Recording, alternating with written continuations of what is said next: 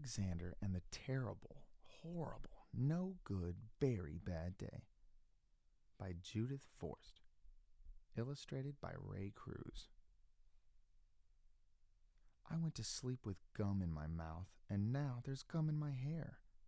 And when I got out of bed this morning, I tripped on the skateboard, and by mistake, I dropped my sweater in the sink while the water was running.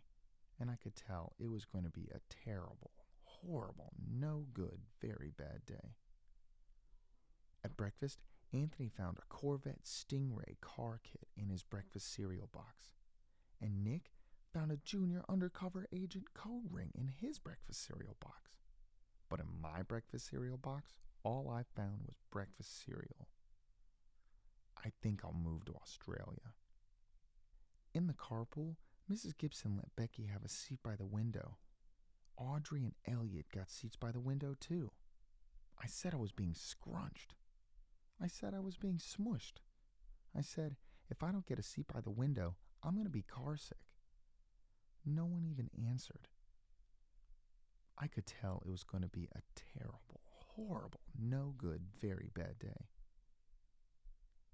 At school, Mrs. Dickens liked Paul's picture of the sailboat better than my picture of the invisible castle.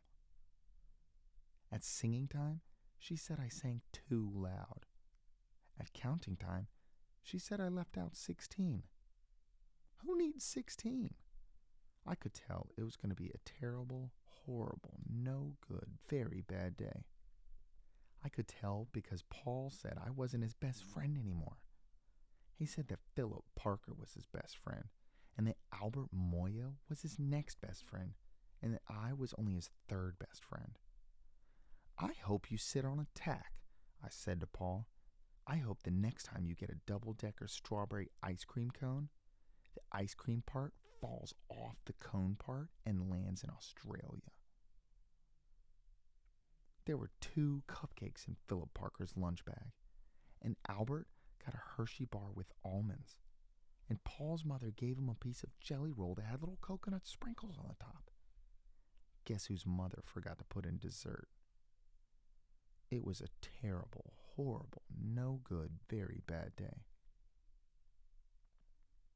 That's what it was, because after school, my mom took us all to the dentist and Dr. Fields found a cavity just in me. Come back next week and I'll fix it, said Dr. Fields. Next week, I said, I'm going to Australia. On the way downstairs, the elevator door closed on my foot. And while we were waiting for my mom to go get the car, Anthony made me fall where it was muddy.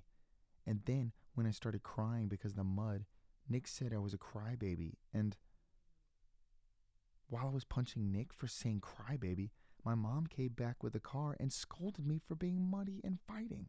I'm having a terrible, horrible, no good, very bad day, I told everybody. No one even answered. So then we went to the shoe store to buy some sneakers. Anthony chose white ones with blue stripes. Nick chose red ones with white stripes. I chose blue ones with red stripes, but then the shoe man said we're all sold out. They made me buy plain old white ones, but they can't make me wear them. When we picked up my dad at his office, he said I couldn't play with his copying machine. But I forgot. He also said to watch out for the books on his desk, and I was careful as could be, except for my elbow. He also said don't fool around with his phone, but I think I called Australia. My dad said please don't pick him up anymore. It was a terrible, horrible, no good, very bad day. There were lima beans for dinner. I hate limas. There was kissing on TV, and I hate kissing. My bath was too hot. I got soap in my eyes. My marble went down the drain, and I had to wear my railroad train pajamas. I hate my railroad train pajamas. When I went to bed, Nick took back the pillow he said I could keep, and the Mickey Mouse nightlight burned out. And I bit my tongue. The cat wants to sleep with Anthony, not with me. It was a terrible, horrible, no good, very bad day.